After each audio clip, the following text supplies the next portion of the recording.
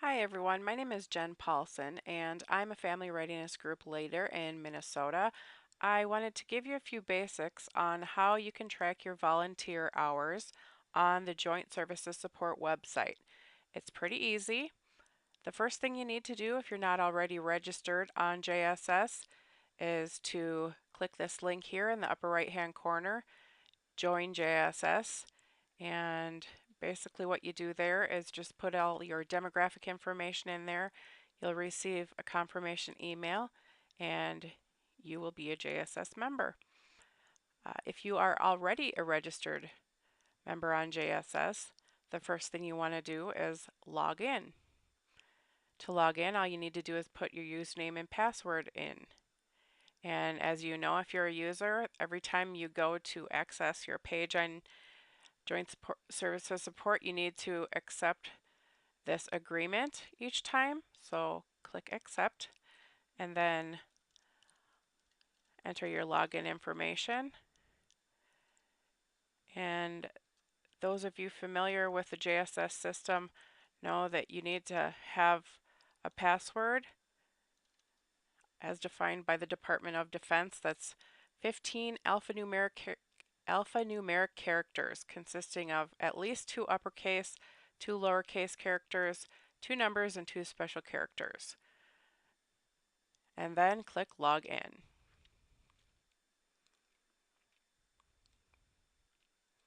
Basically, this will take you to the dashboard that you have set up for yourself, and it will identify you at the top there, what you set up in your profile, and if as long as your profile is set up correctly, you will be good to go. If your screen doesn't show the same information that I'm going over with you here today, you can contact your FIRSA or FRA and they will be able to help you get to the same information. Sometimes that has to do with your profile being set up with correct information. So what you're going to look for in this purple toolbar here, over to the right hand side, is Tools. You can see my little pointer there. And Tools is almost to the far right hand side. When you get to Tools, you're going to hover on that and it's going to bring up a gray toolbar. And all the way over to the left side of the gray toolbar, it says Volunteer Activity Tracker. And you're going to click on that. And this is going to be the screen where you're going to enter all of your volunteer hours. And to enter your volunteer hours,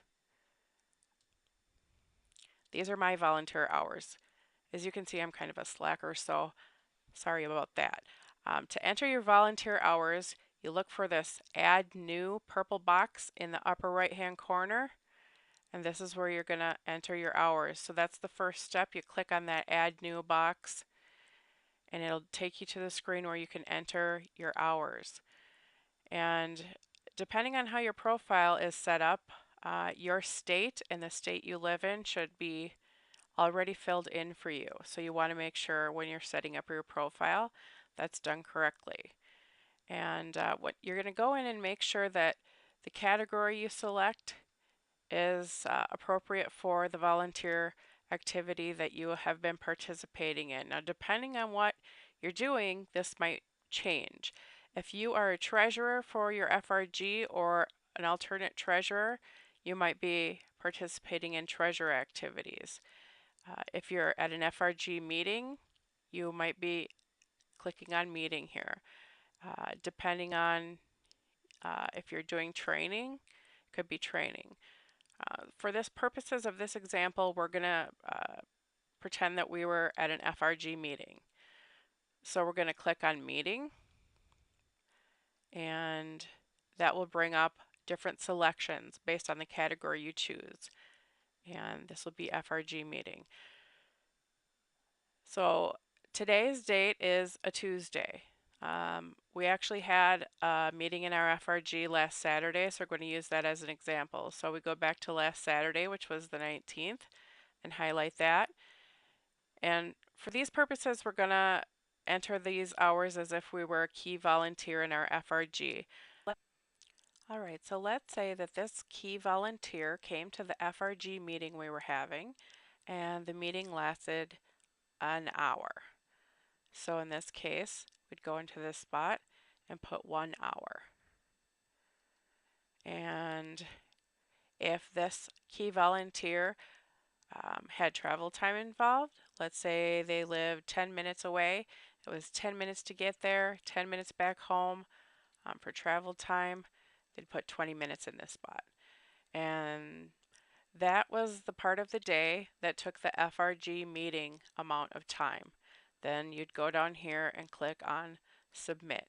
I'm not going to actually hit submit because I didn't actually do this activity myself. So that would be the FRG meeting time. Now let's say also on this day, this key volunteer also participated in fundraising activities while they were there that day. So we want to track that volunteer activity also.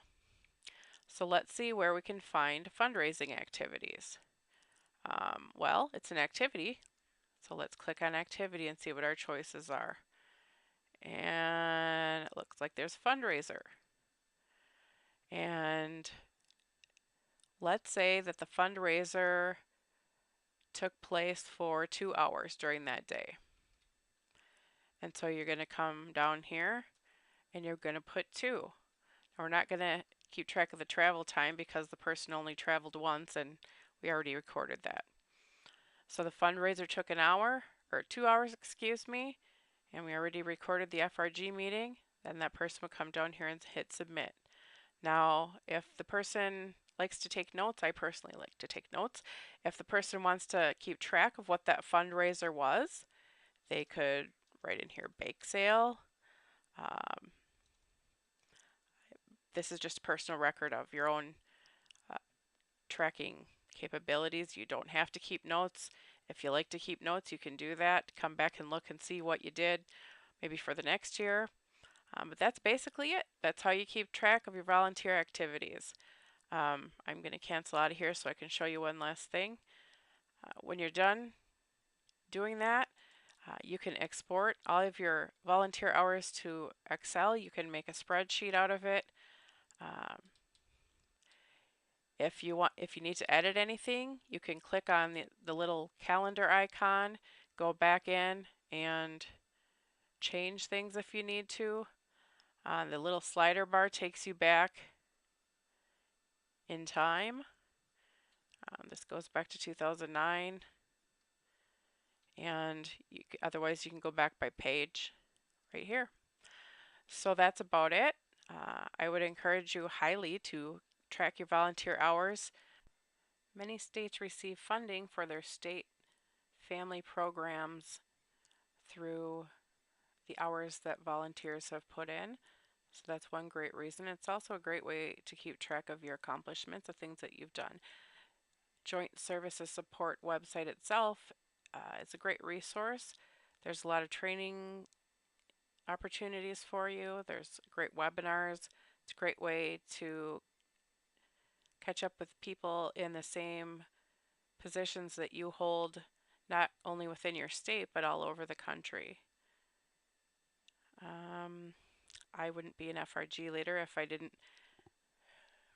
tell you that I am out here willing to help. If you have any questions, if you have any questions on what I've presented here today, feel free to contact me.